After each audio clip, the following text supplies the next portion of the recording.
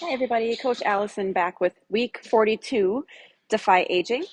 This week we have one big circuit with 8 exercises and we're going to run through that, for only 2 rounds, a little different, of 45 seconds on and 35 seconds off. So let's run through our exercises. Our first exercise is a VStep. This one is kind of hip mobility, coordination, a little bit of agility, because it's kind of strange. So I want you to picture a letter V like this, right? And you're starting at the base of that V, and we're going to be taking 2 wide steps to be basically stepping out into the corners of the V. So wide step out and then side, and the same leg that started is then going to be the first leg to go back to the base of that V. And then you switch the leading leg each time. So basically the last leg to step back is then the first leg to then go forward. So as you can kind of see, I'm just kind of tracing that V. So you can see how it works that agility because it's kind of switching direction very quickly. It's practice, or it's working that hip mobility a little bit because we're taking some wide steps. That's always good for the hips. And that is our V-step. Superman with a lat pull. So we haven't done this one for a while. So we got a band, the tubing with handles. Okay, put your arms through the handles so they're not flopping around. And then we want to grip, I don't know, maybe 12 inches or so apart, or give or take. Okay, so we're going to be on the floor on our stomach because it's Superman move. All right, arms are out, legs are out. Oh, big stretch. Okay, so as we lift into our Superman, we're also doing that band pull down at the same time. So when you do the pull down, you're pulling apart and bringing it to your upper chest. So I'm pulling them apart slightly, but we don't want to be way out here. So you want your arms to be kind of making a W shape. So you should be squeezing your elbows back like you're trying to touch your elbows behind your back. All together, it looks like this. So you start down, lift, pull back, lower, extend. Lift, pull back. And notice I'm lifting my legs slightly too. You don't bend the knees, but you just lift the legs as high as you can off the floor without bending the knees. And again, make sure you're bringing that band to the upper chest, almost to the neck, and not way down here to the chest, the low chest. Now, if unable to get to the floor, we're going to leave out the Superman and we're going to do the lat pull. So you'll do continual lat pulls without the Superman. So elbows back, bring the band to the upper chest. All the stuff is the same. We are standing instead of on the floor. That's our Superman lat pull. Elbow plank is our next exercise. That just means a standard plank, elbows and toes, right? All right. So you want elbows directly under shoulders, and we want the hips level to the floor, so meaning the hips aren't sticking up. And this is a toe version. There is a version you can do on the knees, so drop the knees, but keep your body in that level position. See how my hips are still down? What we don't want to do in a knee plank is be like this with the hips up, because that is not challenging your core. So you want those hips down if you're doing the knee version. And we can do an elbow plank up on an incline as well. So that will look like this again with the hips level though. So I have a pretty straight line from my neck all the way down to my heels, right? Meaning I don't have my hips up like this. Some of the gyms have these soft, squishy boxes. Those are comfortable on the elbows. If your gym doesn't have these and you have kind of those more harder surfaces, feel free, so it might not be comfortable on the elbows, feel free to do a high plank on the hands instead. That is our elbow plank. Next up is a sumo wood chopper, sumo squat wood chopper. So you'll have a dumbbell. You want it something on the lighter side because of the way this works your shoulders. So I have a 10, maybe between a 5 and a 12 might be, kind of where our average person might be using. I wouldn't go too heavy. Sumo squat, many of you know, is a very wide squat. So your feet should be wider than your hips. So here are my hips. There's my foot. Toes are slightly pointed outward, okay? So you're holding the weight on each side. Arms are dead weight at the bottom. I'm going to sink into my sumo squats. So let the knees track over the ankles. See how my knees are over my ankles? What I mean by that is we don't want to let the knees cave in like this. So we do one squat. And I'm going to come up, and a wood chopper is this rotational lifting movement like this. Back down, sumo, up, other direction. When you're doing the rotation, the wood chopper, let your head, your eyes follow your hands. So we don't just want to do this, but keep looking forward. You want your head to follow your hands. That gives you a better range of motion.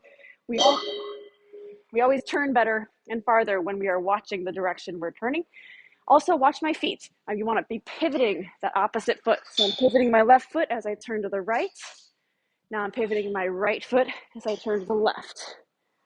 Okay? Control the lift. So we don't want to be whipping a weight around. So it's a controlled lift and a controlled way back down. High, low carry is our next one. So now we have equal weights in each hand.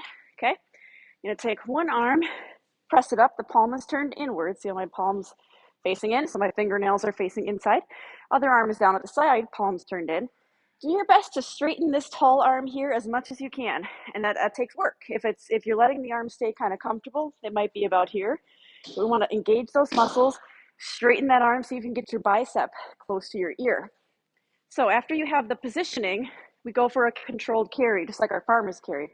So we're going to go for a little walk. Your coach will have a designated place for you, so you can, walk in a circle, whatever.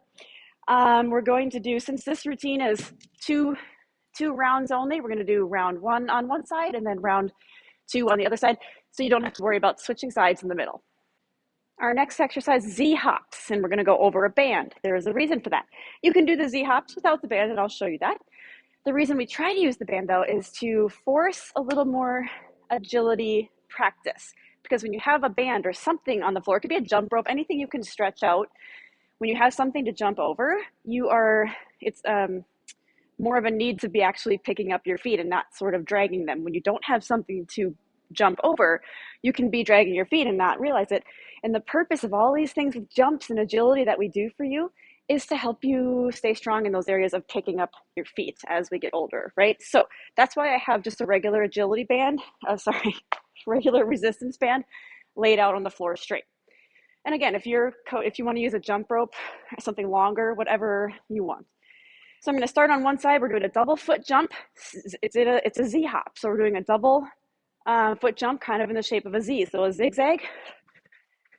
And then when you get to the end of it, you're going to try to go backwards. That adds another challenge. Keep going. Okay. You can change this to a fast step touch. Still going in that Z pattern. Okay. What that does, that's a great option for those of us who maybe need to take down the impact a little. So maybe knees or back or anything that impact is bothersome. So that takes that out.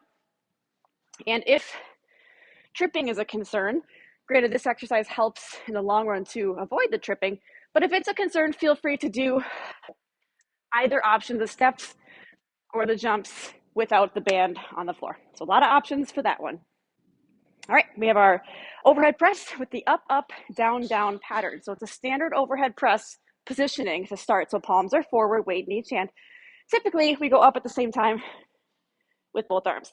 This pattern, we're gonna go up, up, and then down, down, up, up, down, down.